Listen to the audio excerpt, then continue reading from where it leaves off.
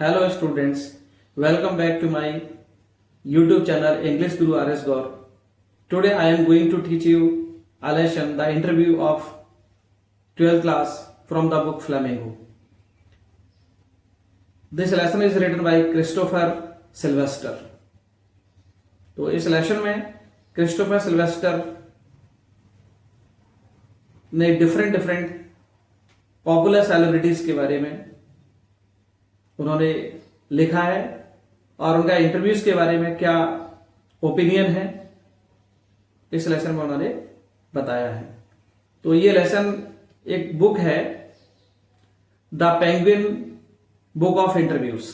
The penguin book of interviews, उससे इस lesson को क्या किया गया है, लिया गया, एक्सट्रैक्ट किया गया है।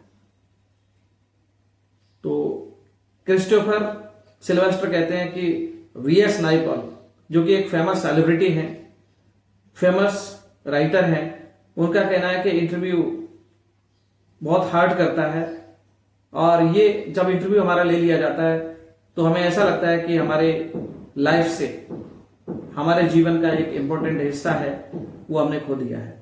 We have lost an important part of our life, ऐसा वो फील करते हैं। और कुछ लोगों को ऐसा लगता है, ऐसा वीएस नाइपॉल का कहना है कि कुछ लोगों को ऐसा लगता है कि उनको इंटरव्यूअर ने घायल कर दिया है। Some people are wounded by interviewers, ऐसा वीएस नाइपॉल का कहना है। तो इसलिए इंटरव्यूज नहीं लिए जाने चाहिए और वो इस फेवर में बिल्कुल भी नहीं है। दूसरे एक फेमस राइटर है लुइस कैरोल।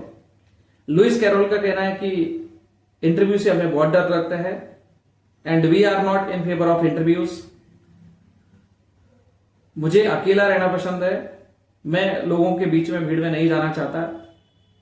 अगर मैं फेमस हो गया इंटरव्यूज के कारण से, इंटरव्यू देके फेमस हो गया, तो लोगों की जो भीड़ है, लोग हैं, वो मेरे पास आसपास आएंगे और मुझसे ऑटोग्राफ मांगेंगे और इसलिए मुझे ये चीज अच्छी नहीं लगती। हो सकता है कि इंटरव्यूज में कुछ मैं जो कहना चाहता हूं लेकिन कुछ और बात मुझसे रिवील हो जाए तो ये सारे लोग क्या चैनल पे चलाने लग जाएंगे, न्यूज़पेपर में पब्लिश कर देंगे। तो इसलिए मुझे लगता है कि इंटरव्यूज ठीक नहीं है और ये अच्छी बात नहीं है इंटरव्यू लेना, और इंटरव्यू देना भी अच्छी बात नहीं है। एक फेमस राइटर और है रुडियार्ड किपलिंग। रुडियार्ड किपलिंग का कहना है कि ये इंटरव्यू लेना और देना, ये दोनों एक बिग क्राइम है, एक बड़ा अपराध है और इंटरव्यूज एक इमोरल है, अनैतिक है। अगर इंटरव्यू लिया जाता है तो इमोरल है। और ये अगर कोई इंटरव्यूअर इंटरव्यू लेने आता है विदाउट इंफॉर्मेशन आता है तो एक असॉल्ट है, एक अटैक है हमारी लाइफ पर। इसलिए इंटरव्यूज ठीक नहीं है और मैं इंटरव्यू के फेवर में नहीं हूं। अगर इंटरव्यू कोई विदाउट परमिशन के लेने आता है तो ये इमोरल है, एक असॉल्ट है, अटैक है, तो उसके खिलाफ कंप्लेंट होना चाहिए, उसको पनिशमेंट मिलना चाहिए। और इवन उनका तो ये कहना है कि इंटरव्यूअर्स को जेल का पनिशमेंट दिया जाना चाहिए, उनको जेल होना चाहिए, they must be sent to jail. Another famous writer HG. Wells हैं, उनका कहना है कि इंटरव्यू इज पेनफुल, इंटरव्यू बहुत पेनफुल होता है। इंटरव्यू एक अच्छी बात नहीं है, बैड थिंग है। Interview is a bad thing, मतलब इंटरव्यू को उन्होंने क्या बताया कि इंटरव्यू पेनफुल होता है, it is a bad thing, that's why interview should not be taken. Next famous celebrity है सॉल बेलो।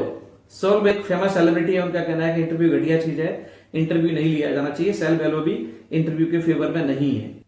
राइटर क्रिस्टोफर सिल्वेस्टर ने एक अनदर सेलिब्रिटी है डेनिस ब्रेन, उनके बारे में लिखा है कि डेनिस ब्रेन का कहना है कि इंटरव्यू एक अच्छी चीज है, इंटरव्यू लिया जाना चाहिए। इससे हमारे जो जिसको हम फॉलो करते हैं, जो फेमस सेलिब्रिटी पर्सन है, उसकी लाइफ के बारे में हमको पता लगता है और उसके बारे में हमें पता लगता है, उसके वो मतलब क्या सोच रखता है, क्या थिंकिंग रखता है, तो हम उसके बारे में पता कर सकते हैं। इसलिए इंटरव्यू ठीक है। मतलब कुछ राइटर्स, कुछ सेलिब्रिटीज ऐसे हैं जो कहते हैं कि इंटरव्यू ठीक है, बट मोस्टली सेलिब्रिटीज का ये कहना है कि इंटरव्यू ठीक नहीं है। It is an unwanted intrusion in our life और इन देयर लाइफ्स। ये उनकी लाइफ में अनवांटेड इंट्रूजन है, इसलिए इंटरव्यू नहीं लिया जाना चाहिए। मोस्टली राइटर्स इस फेवर में हैं। नेक्स्ट आगे क्रिस्टोफर सिल्वेस्टर जो इस लेसन के राइटर हैं द इंटरव्यू के, उनका कहना है कि एक इंटरव्यूअर थे मुकुंद, जो कि द हिंदू पेपर है, उसके जर्नलिस्ट थे, वो अपॉइंटमेंट लेते हैं अम्बर्टो इको से, जो इसके एक कैरेक्टर है इसमें। अम्बर्टो इको एक एकेडमिशियन हुआ करते थे, उनके लगभग जो 50 साल थे लाइफ के, वो टीचिंग में स्पेंड हुए थे और वो स्टूडेंट्स को पढ़ाया करते थे, प्रोफेसर थे। तो अम्बर्टो इको से वो अपॉइंटमेंट ले लेते हैं और जिस फ्लैट में वो रहते थे वहां पर इंटरव्यू लेने के लिए वो जाते हैं।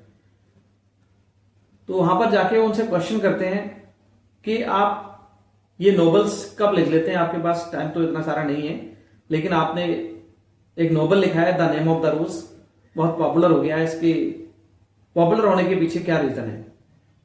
तो ऐसे 5 क्वेश्चन वो करते हैं, मुकुंद के से अम्बर्टो इको से करते हैं। तो उनका ये कहना है कि टाइम को हम लैप्स नहीं होने देते, टाइम को वैल्यू दी जानी चाहिए, और हर इंसान के पास टाइम लिमिटेड होता है, उतना ही होता है, बट हम उसमें एफर्ट करते हैं तो हम एक्स्ट्रा वर्क भी कर सकते हैं। Time must not be waste. और वो कहते हैं जब आप इंटरव्यू लेने के लिए हमारा आ रहे थे, आपने मुझसे अपॉइंटमेंट लिया जब आप लिफ्ट में थे, तब भी मैं राइटिंग कर रहा था, उस टाइम पर भी मैं लिख रहा था। मतलब मैं अपना एक सिंगल मोमेंट है उसको भी वेस्ट नहीं होने देता। यही इस नॉवेल को कंप्लीट करने का मेरा राज है।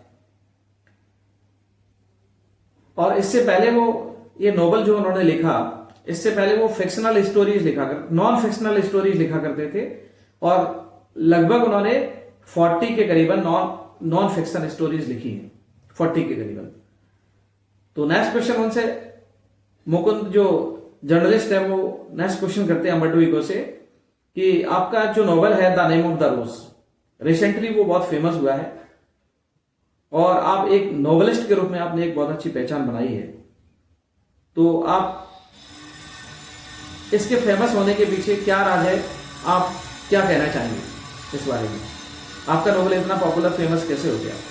जब आपके पास इतना कम टाइम है, आपने नॉवेल्स फिक्शन उतना ज़्यादा नहीं लिखा है, बट आपका ये फर्स्ट नॉवेल था आपकी लाइफ का और ये फेमस हो गया, तो आप इस बारे में क्या कहना चाहेंगे? उनका कहना था कि मैं नहीं चाहता कि मतलब मुझे नॉवेलिस्ट के रूप में लोग आइडेंटिफाई करें, मैं फेमस रहूं, क्योंकि मेरा मोस्ट ऑफ द जो पीरियड है लाइफ का, जो अप टू 50 ईयर्स मेरी लाइफ का जो एंगेजमेंट रहा है वो किस में रहा है? एकेडमिक्स में रहा है। मेरा काम टीचिंग का रहा है, मैं प्रोफेसर हूं, तो मैं चाहूंगा कि मेरी जो पहचान है, मेरी आइडेंटिटी है, वो एक टीचर के रूप में हो, एकेडमिशियन के रूप में हो, वो एक एकेडमिशियन के रूप में मेरी पहचान होना चाहिए। मैं ये चाहता हूँ, मेरी लाइफ उससे रिलेटेड रही है, मोस्ट ऑफ द टाइम उससे रिलेटेड रहा है। बट जो नॉवल मैंने लिखा है, इस नॉवल के फेमस होने का क्या सीक्रेट है, आई कांट टेल दिस, मैं ये नहीं बता सकता, क्योंकि इसका कोई एक सीक्रेट नहीं है। इस नॉवल में मैंने डिटेक्टिव यार्न दिया है, मतलब डिटेक्टिव स्टोरी है। इसकी जो शुरुआत होती है वो डिटेक्टिव स्टोरी से स्टार्ट होती है। इसमें मेडिवल हिस्ट्री है और उसमें थियोलॉजी है, इसमें मेटाफिजिक्स है, मतलब बहुत सारी चीज़ों को मैंने इसमें इंक्लूड किया है। हो सकता है पब्लिक इन सारी चीज़ों को पढ़ना चाहती हो और वो चीज़ पब्लिक को मिल गई, इस कारण से ये नोबेल जो मेरा है द नेम ऑफ द रोज, ये पॉपुलर हुआ है। ये बहुत सारे इसके रीजंस हैं, बट अकेला कोई एक रीजन तो नहीं हो सकता, ना तो मेटाफिजिक्स हो सकता है, ना थियोलॉजी हो सकता है। ऐसा भी नहीं है कि मतलब कोई इसमें हमने मेडिवल हिस्ट्री इसमें पुटअप किया है तो उसके कारण से फेमस हो गया हो, क्योंकि मेडिवल हिस्ट्री के बारे में बहुत सारे राइटर्स ने लिखा है, बट वो नोवेल्स उनके उतने सारे पॉपुलर नहीं हो पाए हैं। बट इसके फेमस होने का कोई एक रीजन नहीं है। पर मैं कहना चाहूंगा, मुझे ये लगता है कि इसका जो टाइम है पब्लिकेशन का, that was the most suitable time. अगर ये 10 साल पहले पब्लिश होता या 10 साल बाद पब्लिश होता तो हो सकता है ये पॉपुलर नहीं हो पाता। बट इसकी पॉपुलरिटी का केवल यही रीजन नहीं है कि मतलब टाइम इसके लिए इंपॉर्टेंट रहा हो या कोई एक चीज इंपॉर्टेंट रही हो। But to conclude, I want to say that time is an important factor for the popularity of this novel. तो फिर नेक्स्ट क्वेश्चन वो करते हैं कि मेडिवल हिस्ट्री कहीं इसका रीजन तो नहीं है।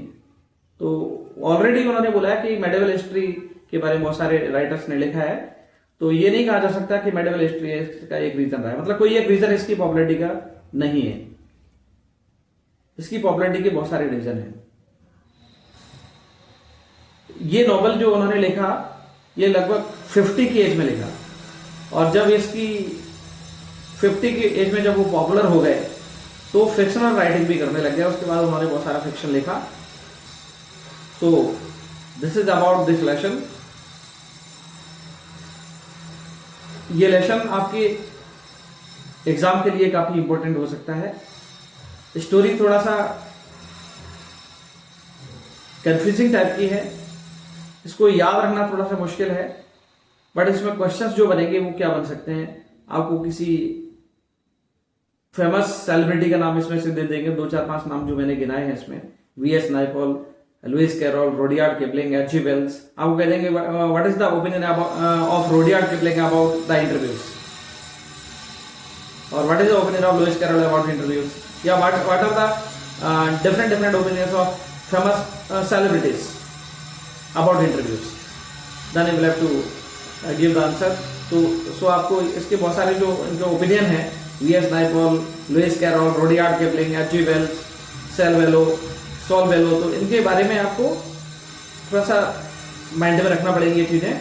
अगर आप फॉरगेट करें तो आप वीडियो को वॉच करना, इसको समझना। उस पर शॉर्ट क्वेश्चन बन सकते हैं, ऑब्जेक्टिव क्वेश्चन बन सकते हैं, कोई डिटेल क्वेश्चन भी आ सकता है। डिटेल में सारे राइटर्स के बारे में पूछ देंगे, डिफरेंट इनके ओपिनियन क्या है ना। और या नोबेल, सबसे अच्छा जो क्वेश्चन इसमें बन रहा है, why do most celebrity writer despise of interview. जो सेलिब्रिटी राइटर्स हैं वो इंटरव्यू से डिस्पाइज क्यों करते हैं, घृणा क्यों करते हैं?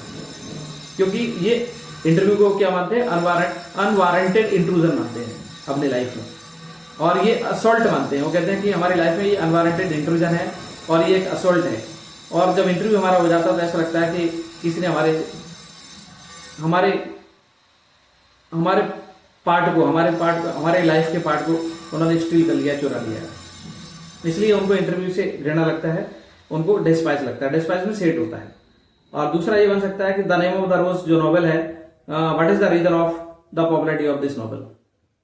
इसकी the name of the rose जो नॉवेल है, इसकी पॉपुलैरिटी का रीजन क्या है। तो आप इसमें लिखेंगे कि इसकी पॉपुलैरिटी का कोई एक रीजन नहीं है, अम्बर्टो इको ने ऐसा बोला है। इसकी पॉपुलैरिटी के बहुत सारे रीजन हो सकते हैं। इसकी मेडिवल हिस्ट्री इसमें दिया है उन्होंने, राइटर ने, और इसमें मेटाफिजिक्स दिया है, इसमें थियोलॉजी दिया है, और इसमें उन्होंने बहुत सारी चीजों के बारे में लिखा है। कोई एक चीज इसके लिए फेमस होने का कोई एक रीजन नहीं है। इसमें डिटेक्टिव यार्न भी है, डिटेक्टिव स्टोरी है, और इसके लिए सबसे ज्यादा इंपॉर्टेंट चीज है, राइटर का ये कहना था कि इसके लिए जो टाइम है वो बहुत इंपॉर्टेंट रहा है। मतलब सही टाइम पर ये पब्लिश हुआ है। अगर उसके 10 साल पहले, मतलब decade is period of 10 years, 10 साल पहले यदि पब्लिश होता, 10 साल बाद पब्लिश होता, तो हो सकता है कि ये इतना पॉपुलर नहीं हो पाता।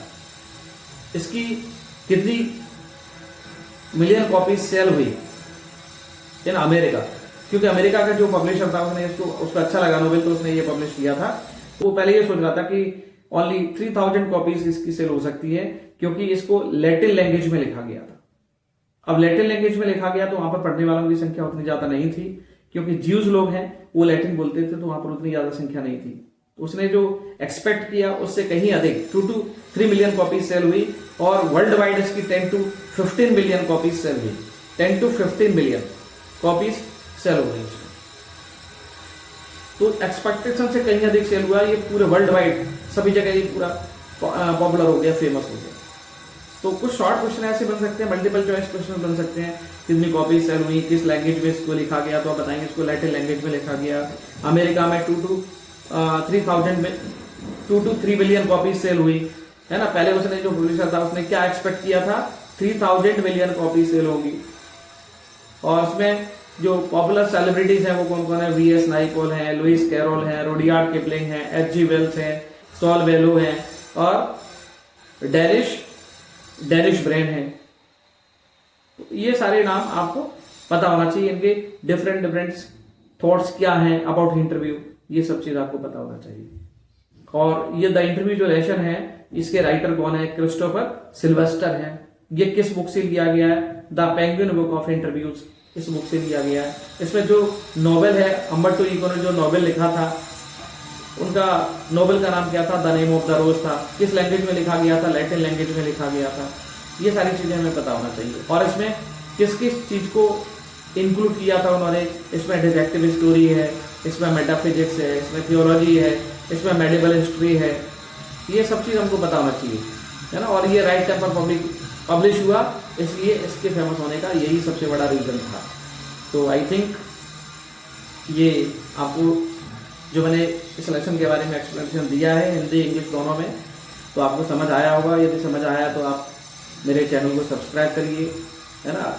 इसको लाइक करिए, वीडियो को इसको शेयर करिए, बार बार इसको वॉच करिए, जिससे आपके एग्जाम के लिए ये काफ़ी हेल्पफुल रहे।